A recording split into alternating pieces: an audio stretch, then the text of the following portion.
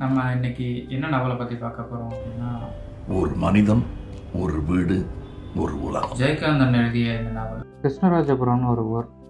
ஒரு வித்தியாசமான ஒருத்தன் நடந்து போயிட்டுருக்கான். ஒரு பைஜாமா போட்டிருக்கான், ஒரு ஷோல்டரில் ஒரு பேக் இருக்குது, கையில் ஒரு சூட்கேஸ் வச்சுருக்கான். லாரியில் போயிட்டுருக்கப்ப ஹென்றி என்ன பண்ணான், ஒரு குளத்தில் ஒரு பொண்ணு குளிச்சுட்டு இருக்கா. அன்றைக்கு இரவு குளிக்கலாம் அப்படின்னு சொல்லிட்டு போவான்.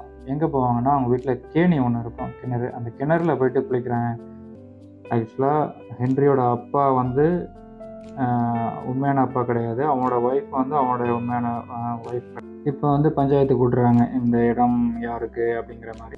ஊரில் உள்ளவங்களுக்கு இது ஒரு பெரிய ஆச்சரியமாக இருக்கும். யார் சொன்னாலும் கேட்காத அந்த பொண்ணு இப்படி ஹென்றி சொன்னாலும் கேட்குறாரு அப்படின்னு கரெக்டாக இருக்கு. தமிழ் இலக்கியம் என்றென்றும் பெருமை கொள்ளும் ஒரு கதாபாத்திரம் ஹென்றி.